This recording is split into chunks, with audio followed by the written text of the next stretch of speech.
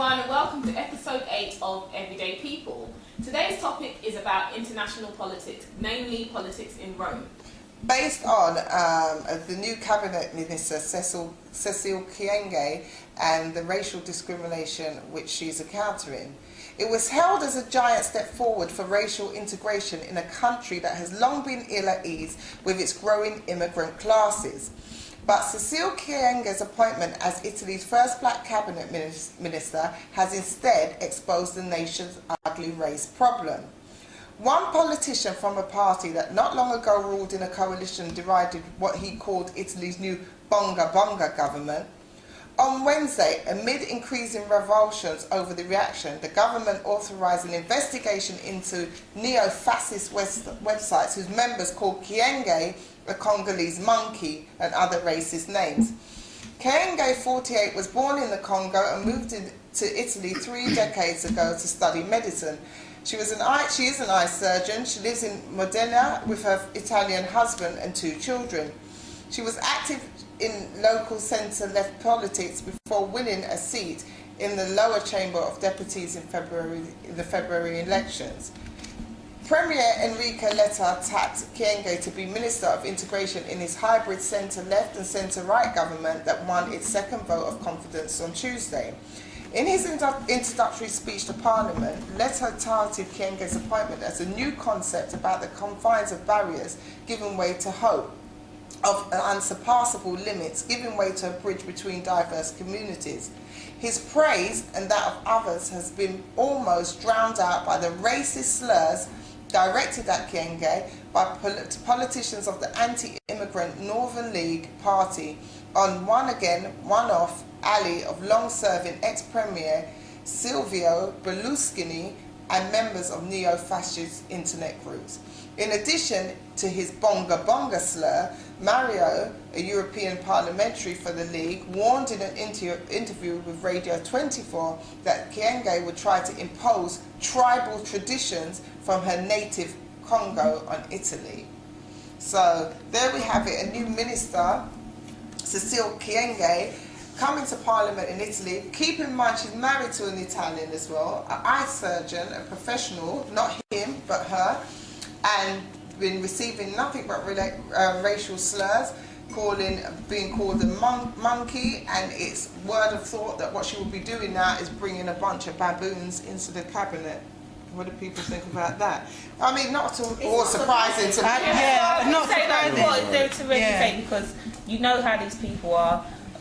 That's just what it is. Anytime we get into a position, they're going to feel threatened and come with their immature backwardsness. All the more reason for us to come together and stop being blind and create our own. Why are we always trying to fit in with them and their things, you know? And you got to remember, the European, as we're in now, yeah, they're only standing for Europeans. We're not European, but they're in the ruling seat. So anyone who is black in their ranks is always going to find it a struggle to actually get the word across. So it's nothing new. It's just a matter of staying strong as a collective group and doing what we have to do as a race of people. Yeah, I think it's a case where a lot of people buy into the thing where people say, oh, we've moved on, it's 2013, there's no more racism, it doesn't exist anymore. Yes, it does. They've just got ways of hiding it or whatever. But you come to the basics, and this is what you see, because you might even see some white people excusing themselves that, oh, my boyfriend's black, oh, my aunt's married to a black man. But if any black person does something wrong to them, the first thing that's about to come out of their mouth is a racist slur. So racism hasn't gone anywhere, so yeah. It's a disgusting ignorance, like, when you actually think about it, like, you can't even fathom why people would even think that way, because it's such a stupid way of thinking, it's just so ignorant, it's just pathetic. But it's real.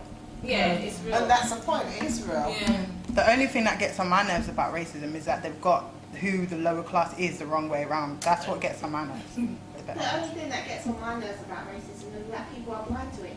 Yes, oh, that irks me. If you've got any views on that, please email us at everydaypeopleuk@live.com, Facebook us at everydaypeopleuk, tweet us at EP_UK, and YouTube us at Everyday People UK show.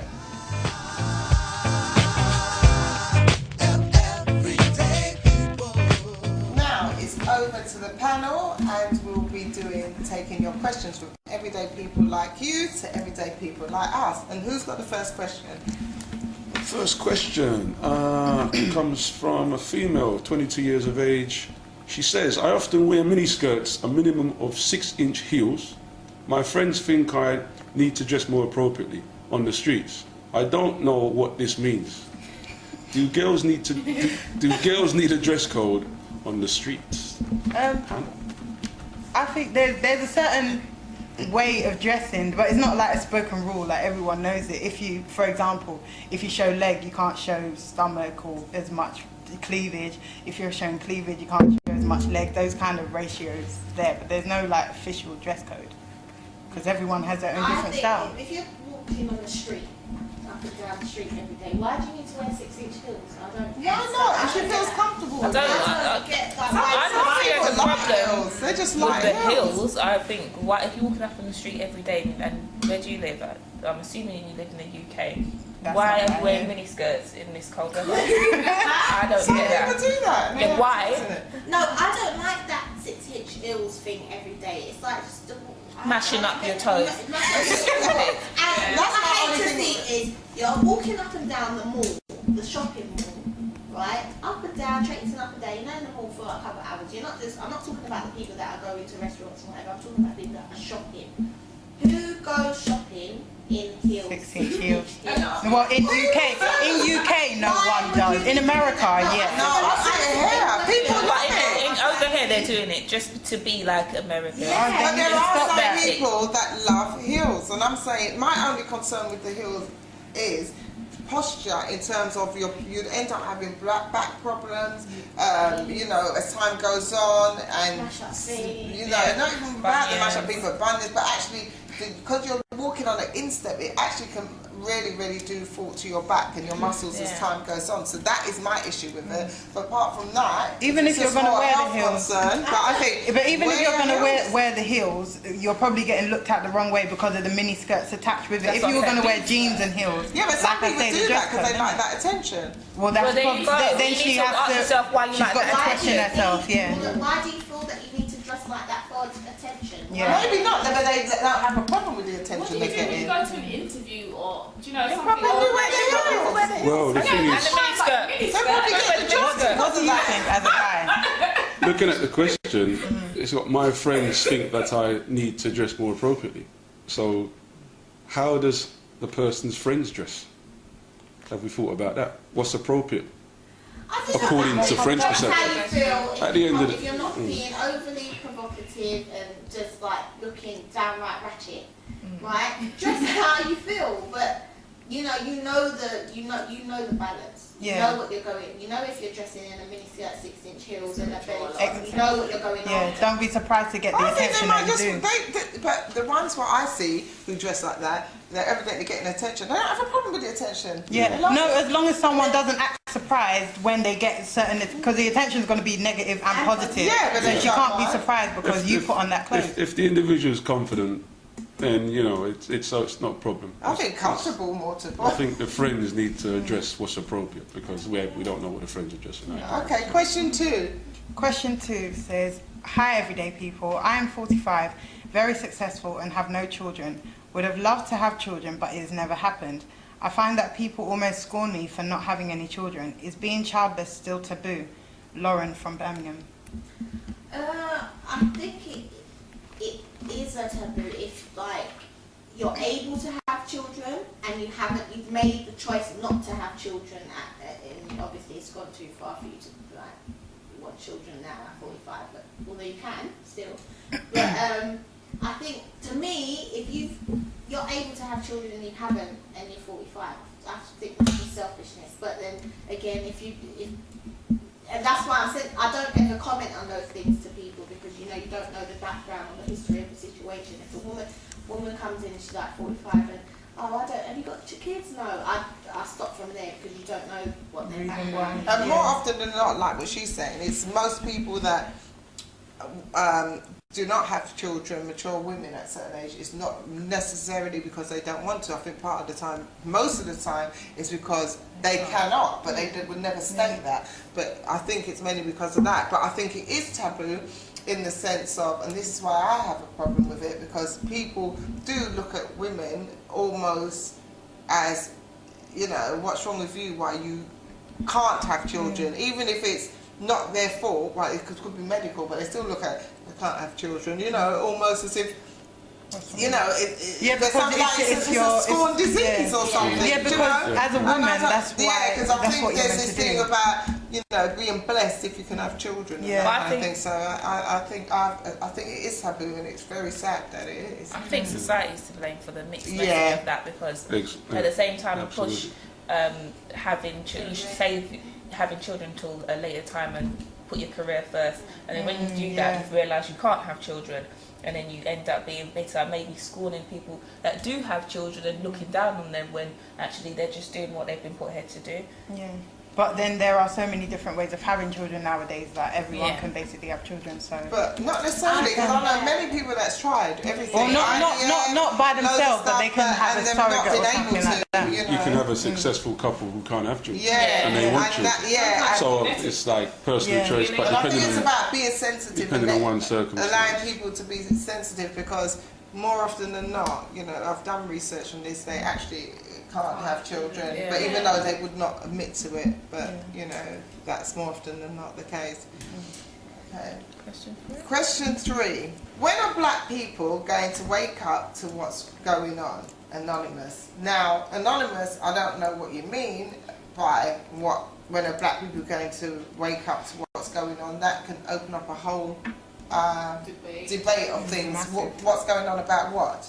I don't know what's going on with. Maybe what's food. going on with them. What's going on with them? black what's people? going on in general. Is that what we're going to take it as? Yeah, I think so. Yeah. What's going on with us as the people? As Yeah. Kay said, what's going What's do you going think that on? song was just like a joke? He just decided to think there's a message in everything. That's know? a good point. So, you know, just why don't we wake up? I wouldn't think it was a joke, because if you look at the lyrics, it says there's far too many of us dying. No, but I people think- just take that song and rock to That's, it. I think that's the problem. That like black people, a lot of us, maybe we have these conversations and we know what's going on, but some people are told, oh, it's the past. Like some black people actually said, oh, it's the past, get over it. Oh, society's not racist Most. anymore, so why are we still talking about it? Oh, but you know, we're living in their land, so you know, get on with it. But it's a case where, you know, you're being put down. I don't know, if you're being abused, wouldn't you want to rise up out of that? But so many people are comfortable with that, and I'm not one of those people, so I can't speak as to why they're comfortable I think with it. it's So. a good point you made about if you're being abused, why would you not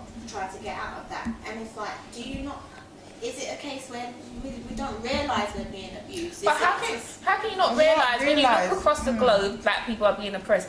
Wherever you are, whatever country you're in, you're oppressed. So Being why killed, would you everything. not realise what is actually going on? Instead, you play into it and just go along with it. I don't get it. A lot of what's happened is some of us live in this denial concept, and that's what kills it. So the thing to do is not let them, let them take over your energy, because you know where you need to be. Your history speaks for itself. And a lot of people who are in this denial don't accept truth. So regardless of what you might say, whether it's factual and so forth, they're still going to be in this denial. So a lot of us have not woken up I think that's because they still live in this denial bubble. Yeah. I think that a lot of us are still. They're quite happy and content with their lives. I mean, my journey out, or our journey, is continuously. And that's a problem, I think, based on what you said, Rudy, because they're content with how it is. And even though I could be quite happy and content with my life, I've got a concern, I think a humanitarian concern for my race as a humanitarian and the oppression of people. I can't just be content and be in a bubble. I cannot. No matter how happy I am, what about the next person out there that's being abused, not eating, facing racial discrimination? I can't just. I think go we're down like Don't that. just keep it to yourself. Get in group, educate each other. Do you know what I mean? It's all. I think there's this great divide of those that are in the know and those that are not. Do you know what I mean? And those that are in the know, they congregate with each other, and it's just like, oh yeah, let's have a discussion about what we know.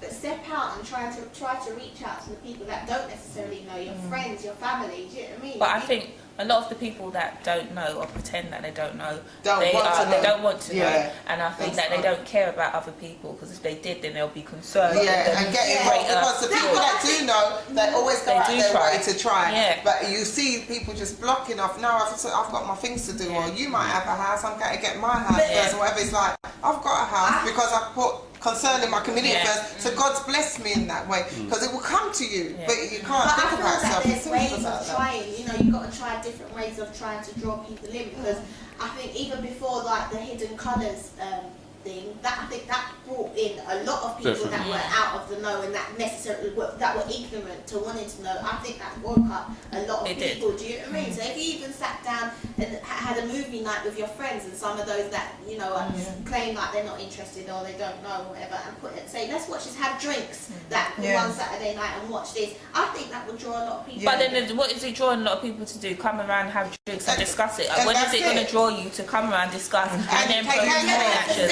Make that be the stepping stone. What would be a good idea actually is like, just like we're doing here, more forums open to the members of the public to actually discuss issues which actually we've got them in abundance. affect the social life. I think we need to stop talking and start being proactive. We even know the solution. We Yeah. just need to get on with the And get the solution. youth involved, because the youth of today have a lot to say, and not just say, they're doing a lot as well. Yeah. That's important. So please email us at EverydayPeopleUK@live.com, Facebook us at EverydayPeopleUK, tweet us at EP_UK, and YouTube Everyday People UK show. Thank you so much for tuning in to episode 8 of Everyday People. Keep it locked. Peace out. Peace out.